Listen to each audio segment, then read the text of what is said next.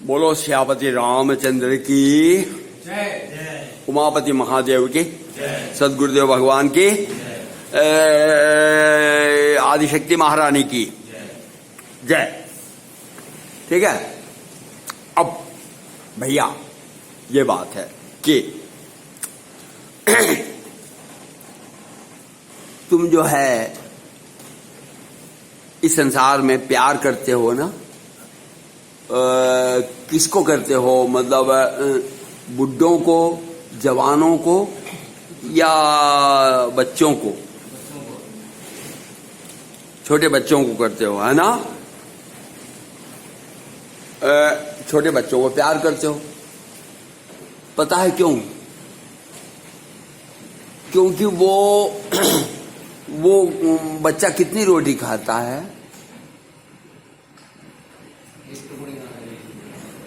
उससे भी छोटा बच्चा वो खाली दूध पीता है। और कितनी दाल खाता है, कितनी फ्राई खाता है, कितना बर्गर खाता है, कितना ये खाता है। तो उसका नतीजा ये है कि हम लोग उसको, उसके दोनों गाल पकड़ के कुछ प्यार करते हैं।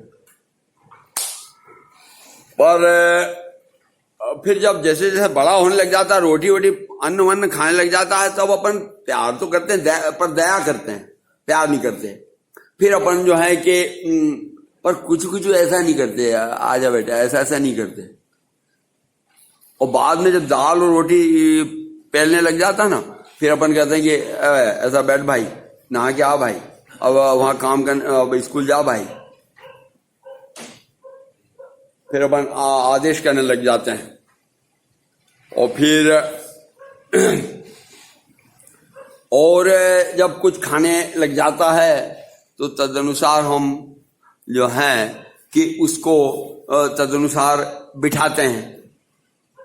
खाते जहां तक है वो, अगर वो ये खाता है रोटी दाल सब्जी खीर और वेजिटेरियन फूड खाता है, तो वहां तक तो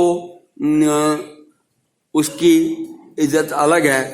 परंतु एक वेजिटेरियन घर में अगर वो ये खाने लग जाए, अंडा मांस मुर्गा मटन भैंसा सुअर खाने लग जाए, तो घर के लोग उसे अलग स्थान देते हैं, थोड़ा दूर बैठ भैया, उधर रहे। और उसको भी देखो कि ऐसा खाने वाले के सिर पर आप देखना कि बिना कारण ही टेंशन आ जाते हैं। बिना कारण ही अंडा खाएगा तो वो ऐसे टांग हिलाएगा, टांग और कमर और ये हिलाएगा। और अंडा खाएगा तो अच्छा, मांस खाएगा तो उसे क्रोध आएगा, अंदर ही अंदर क्रोध आएगा, अंदर ही अंदर क्रोध आएगा। और मांस खाएगा तो क्रोध आएगा, अंडा मांस। मछली खाएगा तो उसकी नजरें ऐसी हो जाएंगी मछली की, तो मछली चंचल है तो चंचल की तरह उसकी नजरें हो जाएंगी। मांस में भी गाय का मांस खा रहा है, सुअर का खा रहा है तो अलग टाइप का गुस्सा, भैंस का खा रहा है तो अलग टाइप का गुस्सा। गाय का मांस तो खाएगा तो पक्का उसके शरीर में आज नहीं तो कल कोढ़ समझो, क्योंकि गाय का मांस बिल्कुल खाने के लिए नहीं है।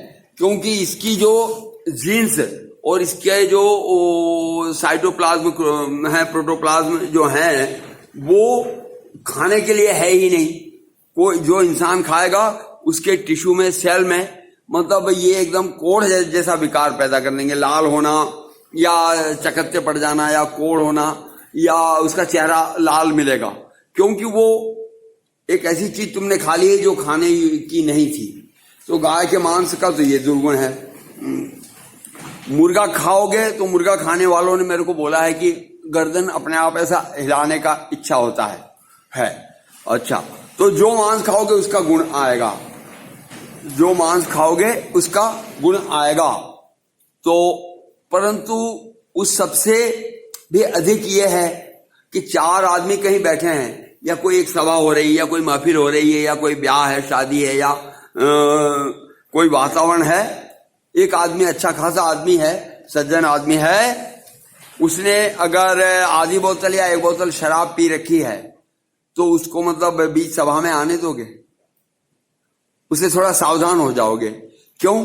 क्योंकि आप जानते हो कि इसने शराब पी रखी है। तो इसका मतलब यह हुआ कि छोटे बच्चों को हम प्यार इसलिए करते हैं क्योंकि वो अन्न नहीं खाता। बड़े बच्चों को उनके आहार के आधार पर आगे पीछे जगह देते हैं, और जो पंडित जी कम खाते हैं या शुद्ध खाते हैं तो उनको आगे बिठाओगे। जो व्यक्ति दारू वगैरह पीता है उससे लोग डर के रहेंगे, उसको दूर कमरा, अलग कमरा दे देंगे। तो क्या सिद्ध हुआ कि मतलब यह है कि अभी जैसे आप बैठे हो तो माइंड अलग टाइप का है। अगर यदि आप अभी दौड़ने लग जाओ तो दौड़ते दौड़ते माइंड अलग टाइप का हो जाता है। काम करने लग जाओ तो काम करते समय माइंड थोड़ा, तो शरीर को हिलाओगे तो माइंड भी हिलता है। परंतु अन्न के बारे में तो यह है, ये जो तुम्हारा मन है, जो मन है तन की गतिविधियों पे मन आधारित है। अगर तन हिलता है तो मन भी हिलता है, अगर प्राण हिलते हैं तो मन भी हिलता है। परंतु मन के बारे में यह है कि यथा खाओ, यथा अन्न तथा मन। जैसे खाओगे अन्न वैसा बनेगा मन। अब जैसे खाओगे अन्न वैसा बनेगा मन। और मन के कई नाम है, 3-4 नाम है। मन का ही एक नाम है चित्त, मन का ही एक नाम है बुद्धि, मन का ही एक नाम है विवेक, मन का ही एक नाम है मतलब प्रज्ञा। तो जिसमें आप बहुत सारी चीजें याद रखते हैं उसका नाम है चित्त, और जिसमें आप कोई भी लॉजिक लगा करके देखते हैं उसका हिसाब करते हो, और जहां कैलकुलेशन करते हो उसका नाम है बुद्धि। और सद काम करने की जो प्रेरणा है उसका नाम है विवेक। ये सब मन के ही अलग अलग प्रारूप हैं। तो मनुष्य को अगर नष्ट कर देना है, किसी मनुष्य को नष्ट करना है, तो उसके लिए सबसे सच्चा और सरल उपाय है उसकी बुद्धि को भ्रष्ट कर दो। जिसकी बुद्धि भ्रष्ट हो जाएगी वो समाज में, संसार में क्या हो जाएगा?